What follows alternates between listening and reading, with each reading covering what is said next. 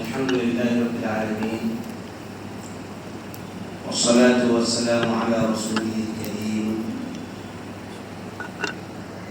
وعلى آله وأصحابه أجمعين. أما بعد،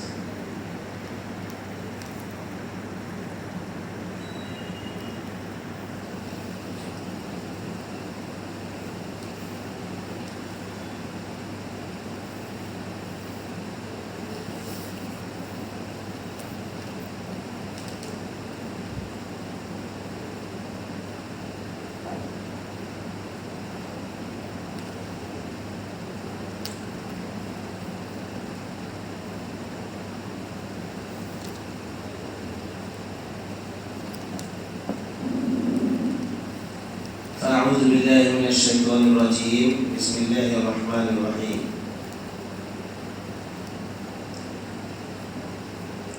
ومن الناس من يقول آمنا بالله وباليوم الآخر وما هم بمؤمنين.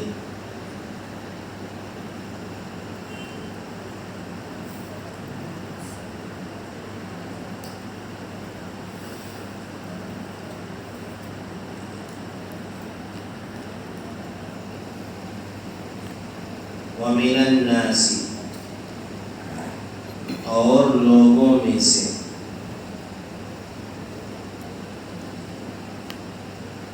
من بعض یقول کہتے ہیں وَمِنَ النَّاسِ اور لوگوں میں سے من بعض لوگ یقول کہتے ہیں آمنا باللہ کیا کہتے ہیں؟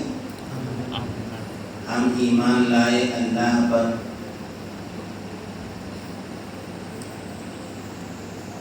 وبالیوم الآخر اور آخرت کے دن پر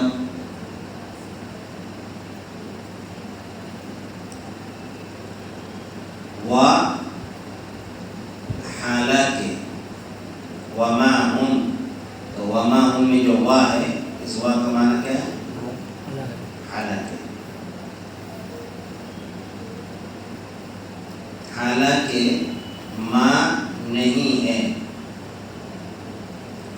ہم وہ بمؤمنین مومن حالانکہ وہ مومن نہیں.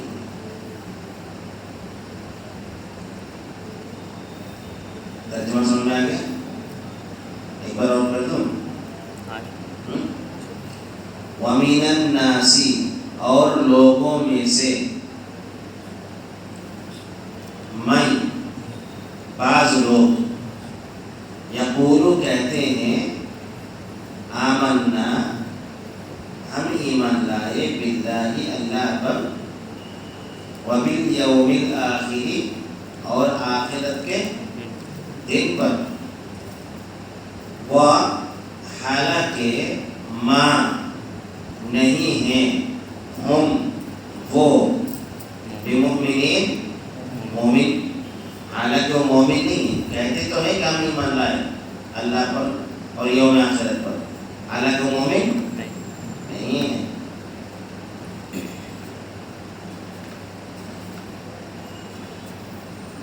ترجمان عدنان کرو. وَمِنَ النَّاسِ اور لوگوں میں سے میں بعض لوگ یقول کہتے ہیں آمنا باللہ ہم ایمان لائے اللہ پر وبالیوم الآخر اور آخرت کے دن پر وہ حالانکہ ما نہیں ہے ہم بمؤمنین وہ مومن. ومن الناس اور لوگوں میں سے من بعض لوگ یقولو کہتے ہیں آمنا باللہ ہم ایمان لائے اللہ پر وبالیوم الآخر اور آخرت کے دن پر وہ حالانکہ ماہم نہیں ہیں ہم وہ بالمؤمنین مومن. مومن. ماشاء اللہ. بارک اللہ.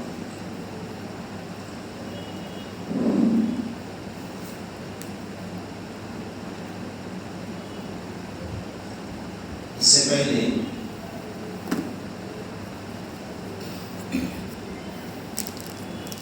پانچ آیتوں میں مومنین کا ذکر ہوا, 2 آیتوں میں کافروں کا ذکر ہوا. اب یہاں سے تیسرے گروہ کا ذکر کیا جا رہا ہے. مومنین کا گروہ, کافروں کا گروہ, منافق. اور یہ منافقین کا گروہ. مومنین کے تعلق سے 5 آیتوں میں اللہ تعالیٰ نے بتایا, کافروں کے تعلق سے 2 آیتوں میں, اور منافقین کے تعلق سے 13 آیتوں میں اللہ تعالیٰ نے بتایا. کتنی؟ مومن میں 5, کافر میں 2, منافق میں 13. کیوں؟ اس لیے کہ نفاق ظاہری طور پر اسلام کا اظہار کرنا اور کفر کو دل میں چھپائے رکھنا, یہ صرف کفر سے, یعنی کوئی کافر ہے اس سے بھی زیادہ خطرناک, اس سے بھی زیادہ.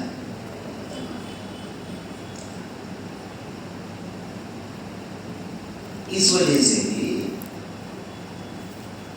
کہ ان کی پہچان بہت مشکل ہے, ان کی پہچان بہت مشکل ہے. مثلا تم سے کوئی دوستی کا ڈھونگ رچائے اور پیٹھ پیچھے دل کے اندر دشمنی رکھے, پہچان لوگ ہیں. تم سے ملے گا مسکراتا ہوا چہرے کے ساتھ, حساسیت اور حساسیت چہرے میں نظر آئے گی, ہے نا. لیکن جیسے ہی تم سے الگ ہوگا تمہاری برائی شروع. ایسے لوگوں کو پہچان پانا بہت مشکل. اس لیے اللہ تعالیٰ نے 13 آیتوں میں ذکر کیا. کتنے آیتوں میں؟ منافقین کے تعلق سے پہلے جانے کے اس کے بعد پھر ہم آیت کے تعلق سے بات کریں. مکے کے اندر 2 گروہ تھے, ایک مومنین کا گروہ, دوسرا مشرکین یا کافروں کا گروہ. جب آپ صلی اللہ علیہ وسلم مدینہ گئے تو وہاں پر ایک اور گروہ کا وجود ہوا, اور وہ گروہ کون سا ہے؟ یہود بھی تھے, لیکن یہود کافروں کی کیٹیگری میں تھے. کافروں میں بھی تقسیم کیا جیسے عرب کے مشرک اور اہل کتاب کے مشرک. ٹھیک ہے, کیسے یا یہ گروپ یا یہ گروہ وجود میں آیا؟ منافقین کا سردار کون تھا؟ عبداللہ بن ابی بن سلول. ٹھیک ہے, مدینے کے اندر یہ جو مشرکین عرب کے مشرکین تھے تو یہ الگ الگ قبیلے میں رہتے تھے. مدینے کے اندر 2 قبیلے تھے, ایک کا نام اوس اور دوسرے کا نام خزرج. اوس اور خزرج, ٹھیک ہے, 2 قبیلے مدینے کے اندر رہتے تھے.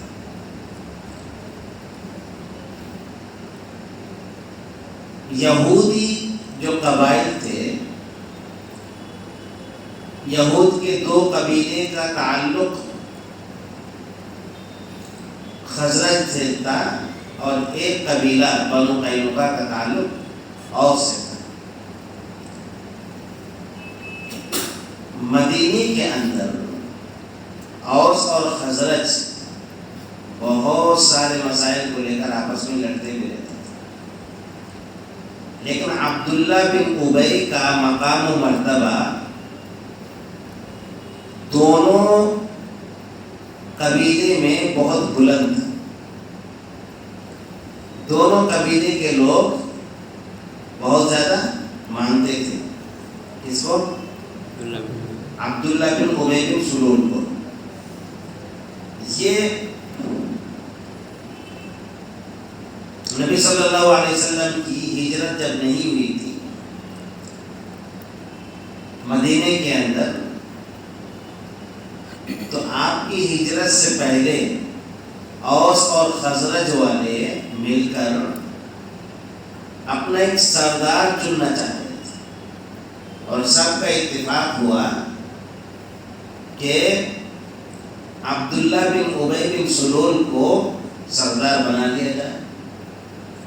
عبداللہ بن ابی بن سلول تو بڑا خوش ہوا، دونوں قبیلوں کا سردار بن جائے۔ سردار مطلب کیا، بہت بڑی چیز ہے، بادشاہ کی طرح ہے نا، اس کی بات مانی جائے گی، وہ جو فیصلہ کرے گا فیصلہ نافذ ہوگا۔ یہ سردار، اس کی تاج پوشی بھی ہونے والی تھی، تاج پوشی کی۔ اب سردار جب بنایا جائے گا تو ظاہر سی بات ہے تاج پوشی کریں گے۔ اللہ کے نبی صلی اللہ علیہ وسلم کی ہجرت کے عین موقع پر تاج پوشی ہونے والی تھی، آپ نے ہجرت کی۔ اس سے پہلے کچھ لوگ تو آ کے مسلمان ہو کے پھر مدینہ چلے گئے تھے، اور مدینے کے اندر اسلام کا چرچا ہونے لگا تھا، لیکن اس طرح سے کہ اسلام باقاعدہ صرف عبادات کا نام نہیں ہے، بلکہ اسلام ایک حکومت، اسی طرح سے اسٹیٹ، سارے لوگوں کو مل کر کے ان تمام چیزوں کا نام اسلام۔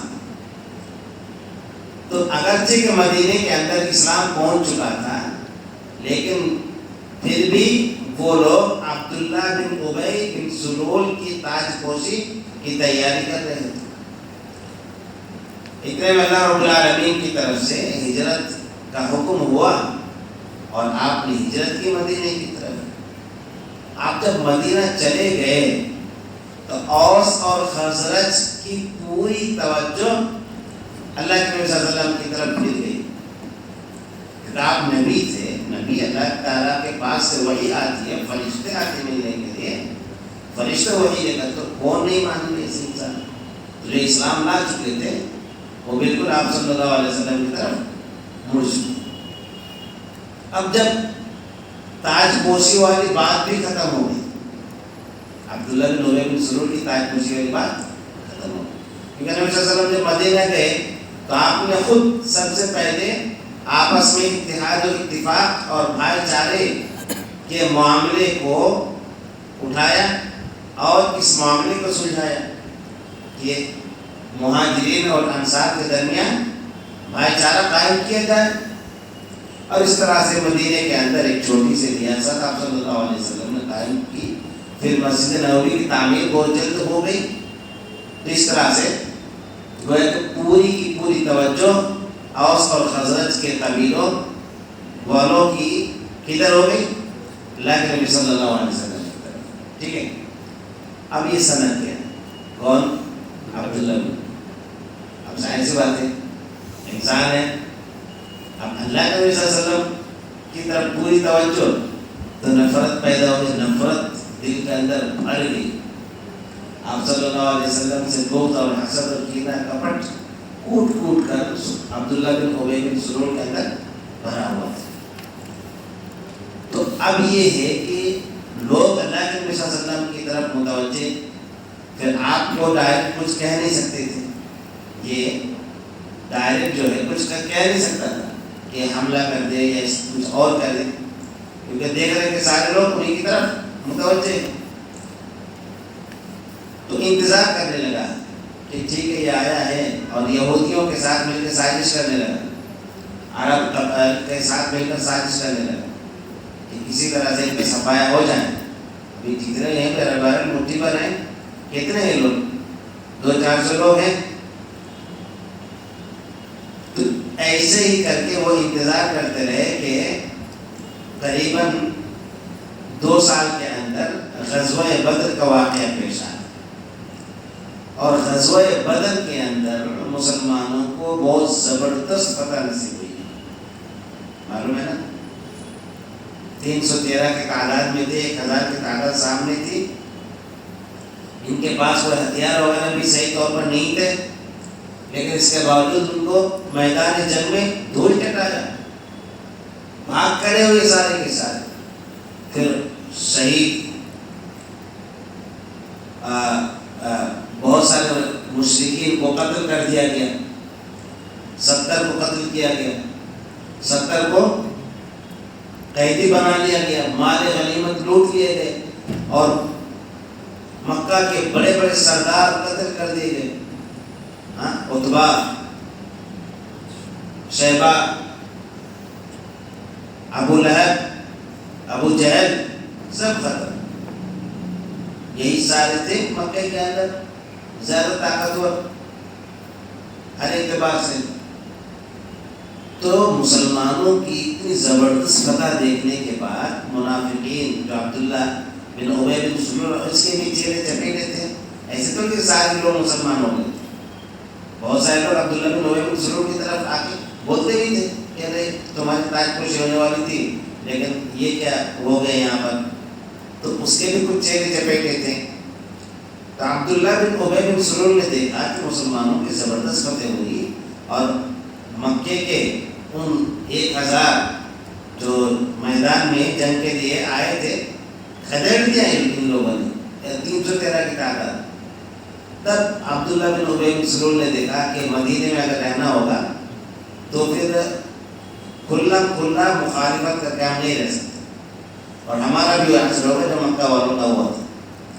اس لیے اس نے بیچ کا راستہ اپنایا, نفاق والا راستہ. چلو اوپر سے اسلام لے آتے ہیں, اور اندر سے پھر ان کو ختم کرنے کی پوری پلاننگ پوری سازش کریں گے. اور یہ سازش کرتا رہا, ہر دم سازش کرتے رہے یہ لوگ. تو اس طرح سے منافقین یہ وجود میں آ گئے کہ ظاہری طور پر انہوں نے اسلام کا اظہار کیا اور دل کے اندر کفر کو چھپائے رکھا. اللہ تعالیٰ نے باقاعدہ منافقین کے بارے میں ایک سورہ نازل کی, کیا اذا جاءك المنافقون قالوا نشهد انك لرسول الله والله يعلم انك لرسول والله يشهد ان المنافقين لكاذبون. جب منافقین آپ کے پاس آتے ہیں, اذا جاءك المنافقون قالوا کہتے ہیں, نشهد ہم گواہی دیتے ہیں, انك رسول اللہ کیا بے شک اللہ کے رسول ہیں, والله يعلم انك لرسول, اور اللہ تعالیٰ بھی جانتا ہے کہ آپ اللہ کے رسول ہیں. واللہ یشہد ان المنافقین لکاذبون, اللہ گواہی دے رہا ہے اللہ یہ منافقین جھوٹ بول رہے ہیں. کون کہہ رہے ہیں؟ اللہ تعالیٰ. منافقین جھوٹ بول رہے ہیں. کیا جھوٹ بول رہے ہیں؟ کہ آپ اللہ کے رسول ہیں, تو آپ اللہ کے رسول نہیں تھے, آپ جھوٹ بول رہے ہیں. مطلب کہ اللہ کے رسول نہیں تھے. کیسے پتہ چلا؟ واللہ یعلم انک, اللہ تعالیٰ تو اچھی طرح سے جانتا ہے آپ اللہ کے رسول ہیں. اس لیے اللہ تعالیٰ جب آیت کے اندر جملہ بولتا ہے نا, تو جملے کا کوئی غلط مفہوم نہ نکال سکے, اس لیے یہ والا جملہ ڈال دیا. تو واللہ یعلم انک لرسول, اللہ تعالیٰ اچھی طرح سے جانتا ہے آپ اللہ کے رسول. اگر یہ والا جملہ نہیں ہوتا تو کیسے ہوتا کہ منافقین آپ کے پاس آتے ہیں اور کہتے ہیں کہ ہم گواہی دیتے ہیں وہ اللہ کے رسول ہے, وہ جھوٹ بول رہے ہیں, مطلب کہ آپ اللہ کے رسول نہیں ہیں. یہ والے جملے سے کیا بتا دیا؟ اللہ تعالیٰ جانتا ہے کہ آپ اللہ کے رسول ہیں, تو مطلب اللہ کے رسول ہیں, تو کس بارے میں پھر جھوٹ بول رہے ہیں؟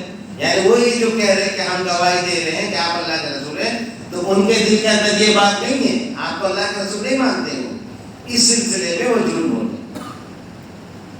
اور پھر منافقین کے تعلق سے بہت سارے آیت اللہ تعالیٰ نے نازل کی ہے, اور منافقین کا حشر جو ہے سب سے خطرناک ہونے والا ہے. ان المنافقین فی الدرک الاسفل من النار, جو جہنم کا سب سے نچلا طبقہ ہے, اس نچلے طبقے میں منافقوں کا رکھا جائے. کتنا خطرناک یہ جرم ہے نفاق, یعنی کافروں سے بھی بدتر ہے آج دن کے ساتھ, آج دن کے ساتھ. آیت تو ترجمہ ہو گیا تھا, آپ لوگوں نے ترجمہ کیا تھا, پہلی آیت کا ہم سمجھتے ہیں. وَمِنَ النَّاسِ اور لوگوں میں سے مَن یقول بعض لوگ کہتے ہیں آمنا باللہ ہم ایمان لائے اللہ پر, وبالیوم الآخر اور آخرت کے دن پر, حالانکہ ما نہیں ہے ہم وہ بمؤمن مومن, حالانکہ وہ مومن نہیں. وہی بات ہے جو اذا جاء المنافقون میں کہا گیا کہ ہم گواہی دیتے کہ آپ اللہ کے رسول ہیں, لیکن اللہ رب العالمین کیا کہہ رہے ہیں کہ نہیں یہ لوگ جھوٹ بول رہے ہیں, مطلب کہ یہ گواہی نہیں دے رہے. تو یہ لوگ کیا کہہ رہے ہیں کہ ہم اللہ پر یوم آخرت پر ایمان لائے, اللہ تعالیٰ کیا کہہ رہے ہیں وما ہم بمؤمنین, یہ مومن نہیں ہے, یہ مومن نہیں ہے. دیکھیے کئی چیزیں اس آیت کریمہ سے معلوم ہوتی ہیں. پہلی چیز اللہ رب العالمین کا بات کرنے کا اسلوب. نفاق مطلب کیا ہے کہ دل میں دشمنی, دل میں دشمنی اور اوپر سے دوستی. تو یہ کتنا خطرناک, بہت خطرناک ہے. اللہ تعالیٰ دو منہ والے کو پسند نہیں فرماتا ہے, بلکہ وہ بدترین ہوتے ہیں. لوگوں میں سب سے بدتر کون ہے؟ دل و چہرے, دو چہرے والے. دیکھ کے والے کون ہوتا ہے؟ آپ کے سامنے کچھ اور, کسی اور کے سامنے کچھ اور. آپ کے سامنے تو بہت پارسا اور تنہائی میں مجرم. تو یہ دو چہرے والے, تو یہ دو چہرے والے منافقین ہوتے ہیں. تو منافقین بہت ہی خطرناک, بہت بڑا مجرم, بہت بڑے گناہ کا مرتکب. لیکن اس کے باوجود اللہ تعالیٰ واقعی معنوں میں اللہ تعالیٰ حلیم ہے. حلیم کا مطلب کیا ہے؟ برداشت کرنا. حلیم کا مطلب برداشت کرنے والا. اللہ تعالیٰ کے یہاں سنجیدگی پائی جاتی, جلد بازی نہیں پائی جاتی. اللہ تعالیٰ کے یہاں پر برداشت پایا جاتا ہے. جلد بازی میں تابڑ توڑ فیصلہ کرنے جیسی والی کوئی چیز نہیں پائی جاتی. اللہ تعالیٰ حلیم ہے, وہ حلم والا ہے, بردبار ہے. یہ بات بھی کیوں کہہ رہا, تاکہ لوگوں میں سے کچھ لوگ کہتے ہیں منافقین نفاق کر چکے, منافقین کو کچھ اور سخت اور انتہائی مجرم کے لیے جو لفظ استعمال کیا جاتا ہے وہ استعمال نہ کرنے کے بجائے اللہ تعالیٰ اس قدر برداشت کرتا ہے کہ لوگوں میں سے کچھ لوگ کہتے ہیں, لوگوں میں سے نالائق نہیں کہا یہاں پر کہ نالائق کچھ نالائق کہتے ہیں. یہاں پر یہ نہیں کہا کہ کچھ غدار کہتے ہیں, یہاں پر یہ نہیں کہا کہ کچھ اور دیگر الفاظ اللہ تعالیٰ نے استعمال نہیں کیا, بلکہ کیا کیا لوگوں میں سے کچھ لوگ کہتے ہیں. حالانکہ ہم لوگ کا معاملہ ہونا سیدھا گالی بھی اتر آئے, نہ جانے کیا کیا چیز لفظ بولتے. اگر ہمارے خلاف کوئی بات آ جائے تو ہم سامنے والے کو بخشیں گے؟ اللہ تعالیٰ کا دیکھ سیکھنے کا موقع ملا. نبی صلی اللہ علیہ وسلم سے یہی چیز تھی.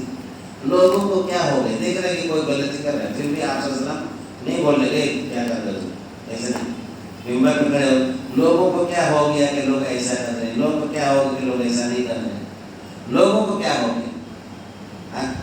اور ہمارے یہاں تو معاملہ الٹا ہے. اگر معاملہ پوشیدہ بھی ہے نا تو بالکل اس کو مطلب قبر سے کھود کر کے لوگوں کے سامنے لانے کا ہم پورا حوصلہ وہ رکھتے ہیں, جذبہ رکھتے ہیں. ایسا معاملہ ہے ہمارے اندر, ہمارے سلوک کے اندر, ہمارے عادتوں میں.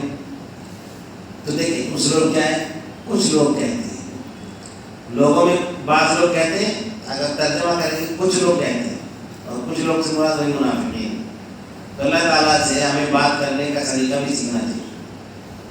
بات کرنے کا طریقہ اللہ تعالیٰ سے سیکھنا چاہیے.